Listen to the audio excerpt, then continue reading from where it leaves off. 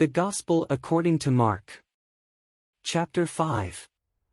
And they came over the strait of the sea into the country of the Gerasenes. And as he went out of the ship, immediately there met him out of the monuments a man with an unclean spirit, who had his dwelling in the tombs, and no man now could bind him, not even with chains. For having been often bound with fetters and chains, he had burst the chains, and broken the fetters in pieces, and no one could tame him. And he was always day and night in the monuments and in the mountains, crying and cutting himself with stones. And seeing Jesus afar off, he ran and adored him. And crying with a loud voice, he said, What have I to do with thee, Jesus the Son of the Most High God? I adjure thee by God that thou torment me not. For he said unto him, Go out of the man, thou unclean spirit. And he asked him, What is thy name? And he saith to him, My name is Legion, for we are many. And he besought him much, that he would not drive him away out of the country. And there was there near the mountain a great herd of swine, feeding. And the spirits besought him, saying, Send us into the swine, that we may enter into them. And Jesus immediately gave them leave. And the unclean spirits going out, entered into the swine, and the herd with great violence was carried headlong into the sea, being about 2,000, and were stifled in the sea. And they that fed them fled, and told it in the city and in the fields.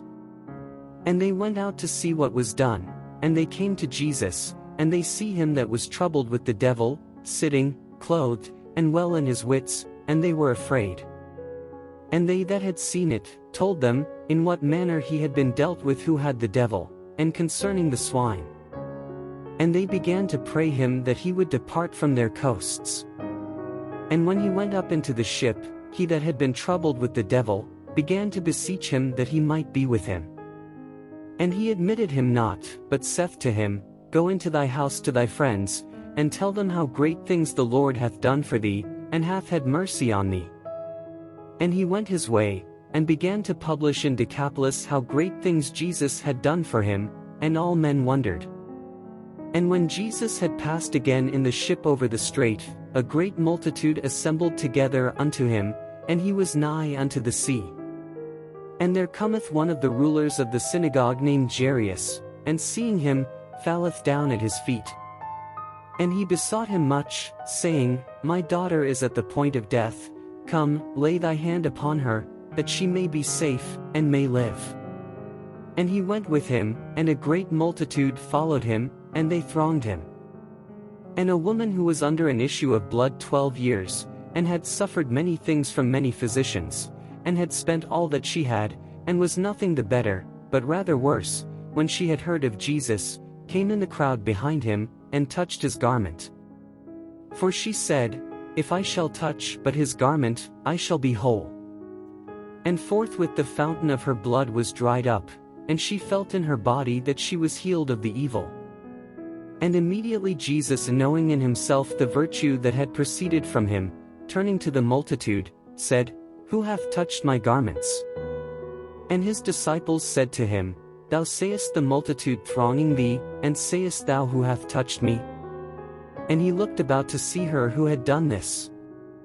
But the woman, fearing and trembling, knowing what was done in her, came and fell down before him, and told him all the truth.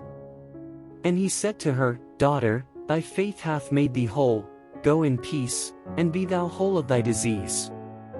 While he was yet speaking, some come from the ruler of the synagogue's house, saying, Thy daughter is dead, why dost thou trouble the master any further?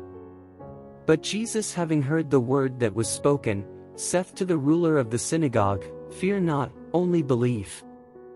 And he admitted not any man to follow him, but Peter, and James, and John the brother of James. And they come to the house of the ruler of the synagogue, and he seeth a tumult, and people weeping and wailing much. And going in, he saith to them, Why make you this ado, and weep? The damsel is not dead, but sleepeth. And they laughed him to scorn. But he, having put them all out, taketh the father and the mother of the damsel, and them that were with him, and entereth in where the damsel was lying. And taking the damsel by the hand, he saith to her, Talitha cumi, which is, being interpreted, Damsel, I say to thee, arise. And immediately the damsel rose up, and walked, and she was 12 years old, and they were astonished with a great astonishment. And he charged them strictly that no man should know it, and commanded that something should be given her to eat.